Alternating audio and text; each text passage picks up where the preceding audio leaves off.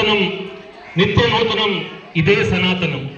అంటే చిరు పురాతనం అంటే పురాతనమైనది అయినప్పటికీ కూడా ఎప్పుడు చిరస్థాయిలో ఉంటుంది. సనాతనమైనది నిత్య నూతనమైనది నిరంతరంగా నూతనంగా ఉంటుంది. అదే మన ధర్మం. ఈ ధర్మంలో గురువుకు ఉండేటువంటి విశిష్టత ప్రత్యేకంగా చెప్పాల్సినటువంటి అవసరం లేదు. మరి ఈరోజు వ్యాస పూర్ణిమ. వ్యాసాయ విష్ణు రూపాయ వ్యాస రూపాయ విష్ణువే అంటే వ్యాసుల వారే విష్ణుతో సమానం, విష్ణువుల రూపంలోనే వ్యాసుల వారు ఉన్నారని చెప్పి మరి అంతటి మంచి దినాన ఈరోజు ఒక ప్రోగ్రాం పెట్టుకోవడం, అది కూడా ఒక యానివర్సరీ ప్రోగ్రాం లాగా పిల్లల చేత డాన్సులు ఇప్పించి ఒక మంచి గారి పేరెంట్స్ అందరినీ పిలిపించి మా గ్రామ పెద్దల్లో ఒక మంచి మాట నాలుగు చెప్పి మీ తాలూకు సహకారం కోరి చాలా మంచి సూచకం. ఏం చేద్దంటే ఈ ఒక్క దేనికోసమే మేము నిరంతరం కష్టపడ్డాం. గతంలో మీకు తెలుసు ఈ పాఠశాల ఇక్కడ నుంచి మన పక్క గ్రామం అనేటువంటి కుసంపురం తరలిపోతే నాడు మేము ప్రభుత్వంలో ఉన్నప్పటికీ అవసరమైతే పార్టీకైనా రాజీనామా చేస్తాం కానీ మా గ్రామం నుంచి స్కూల్ వెళ్ళకూడదని చెప్పేసి ఆనాడు మీ అందరి సహకారం తీసుకొని ఆ రోజు మనం ఈరోజు బడిని మనం ఉంచబట్టి ఈరోజు ఆ రోజు ఉన్నటువంటి స్కూల్ ఈరోజు హై స్కూల్గా మారింది. అప్పుడప్పుడు 1941లో అంటే స్వాతంత్రం రాక మునుపు మా పూర్వీకులు అప్పుడెప్పుడు ఈ భూమిని స్కూల్ కట్టుకోమని చెప్పి విరాళం చేస్తే నాడు కీర్తిశేషులు వద్ద చిరంజీవి నాయుడు గారు ఒక పురాతనమైనటువంటి పాఠశాల కట్టించిస్తే అప్రచితంగా 82 సంవత్సరాల వరకు మనకి ఆ స్కూల్ సాగింది. అట్లాంటిది స్కూల్ తరలి వెళ్ళిపోతుందంటే ఏ గ్రామానికైనా ఒక గుడైనా ఒక బడి అయినా సెంటిమెంట్. గుడిలో ఉన్నటువంటి దేవుణ్ణి మనం ఎలా అయితే కొలుస్తామో బడిలో కూడా పిల్లలకు పంపించడం ద్వారా మా తాలూకు విద్యా అవకాశాలు బాగుంటాయి, పిల్లల తాలూకు భవిష్యత్తు బాగుంటుందని చెప్పేసి మనం ఆశిస్తాం.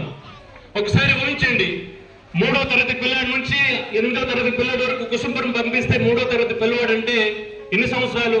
7 సంవత్సరాల పిల్లవాడు.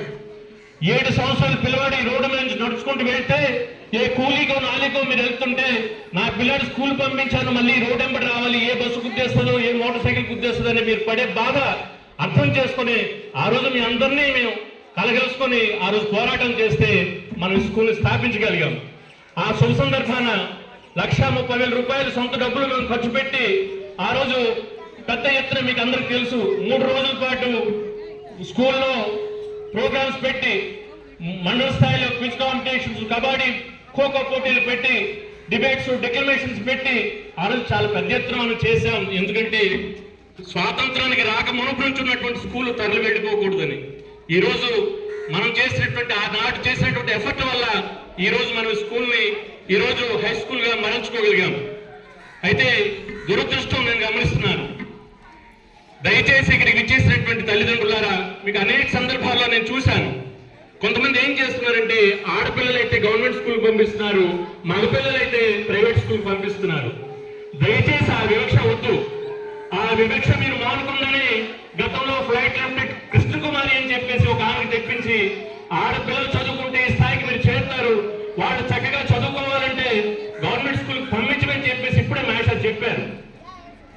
గవర్నమెంట్ స్కూల్లో ఉన్నటువంటి టీచర్లు వాళ్ళేమో అలాంటి ఒక వ్యక్తులేం కాదు.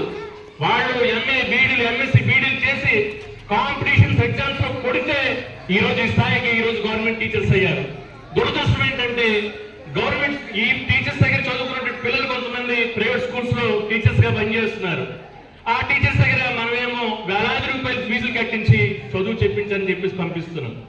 ఎంఎస్సీ బీఈడీ చేసి రిటర్న్ ఎగ్జామ్స్ లో, కాంపిటీషన్స్ ఎగ్జామ్స్ లో వాళ్ళు పాస్ అయిన వాళ్ళు చక్కగా చెప్తారా? సాధారణ డిగ్రీ పాస్ అయ్యో 3 ఓ 10th పాస్ అయ్యి ఇంటర్మీడియట్ పాస్ అయినటువంటి వాడు బాగా చెప్తాడు. ఆలోచించమని చెప్పేసి ఇక్కడ ఉన్నటువంటి విద్యార్థులను తెలియజేస్తూ ఇంకొక మాట కూడా నిన్న నేను చూశాను.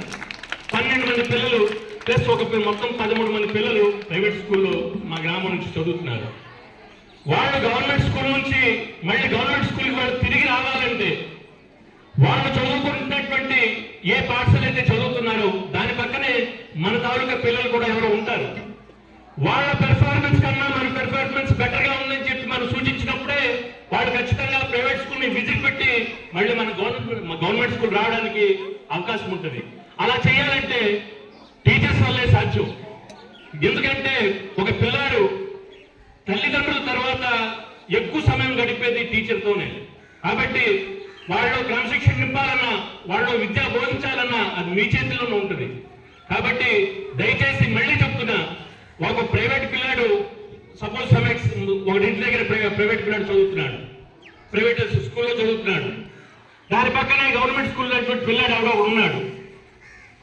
వాళ్ళ ప్రైవేట్ పిల్లలతో పేరెంట్స్కి ఎలా అనిపించాలంటే, అమ్మైనా మా పాప కన్నా మా పక్కింట్లో గవర్నమెంట్ స్కూల్లో ఏ పాప అయితే చదువుతుందో అదే బాగా చదువుతుంది, బహుశా ఇక్కడ ఉన్నటువంటి మ్యాథ్ల కన్నా గవర్నమెంట్ స్కూల్లో ఉన్నటువంటి మ్యాథ్లే బాగా చెప్తారేమో అని చెప్పేసి అనిపించేలా మీరు చేస్తే ఖచ్చితంగా ఏ ఒక్క పిల్లడు కూడా ఈరోజు ప్రైవేట్ స్కూల్కి వెళ్ళే పరిస్థితి ఉండదని. అయితే అలా చేయాలంటే ఒక టీచర్స్ వల్ల సాధ్యం కాదు. ఎందుకంటే దీనికి పేరెంట్స్ కూడా మీరు కాస్త మీ పిల్లల్ని పంపించడం ద్వారా మేము ఏదైతే నేను కానీ చంద్రబాబు గారు కానీ మా గవర్నమెంట్లో మా ఊర్లో హై స్కూల్ ఉండాలని చెప్పి ఏదైతే నిశ్చయించుకున్నామో అది కేవలం టీచర్స్ విద్యాబోధన వల్ల కాదు, పేరెంట్స్ మీరు కూడా కృషి చేయాలి. ఏం చేస్తారంటే నేను ఇప్పుడే మహేశ్వరికి సూచించాను, మీరు చక్కగా చెప్తే ఖచ్చితంగా ఒక ప్రైవేట్ పిల్లాడి కన్నా గవర్నమెంట్ బడిలో చదువుతున్నటువంటి పిల్లాడు చక్కగా చదువుతాడని మెసేజ్ మనం ఇవ్వగలిగితే, ఎలాగైతే పిల్లాడు ఇక్కడికి వస్తాడు మళ్ళీ చక్కగా ఈ గవర్నమెంట్ స్కూల్కి వస్తాడని చెప్పి ఎలాగైతే సూచించానో అది సక్రమంగా సక్సెస్ కావాలంటే పేరెంట్స్ గా మీ బాధ్యత కూడా ఉన్నది.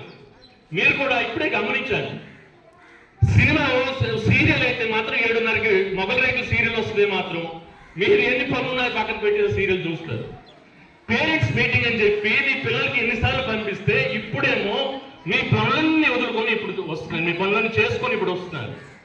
దయచేసి పేరెంట్స్ అందరికీ నేను సవినయంగా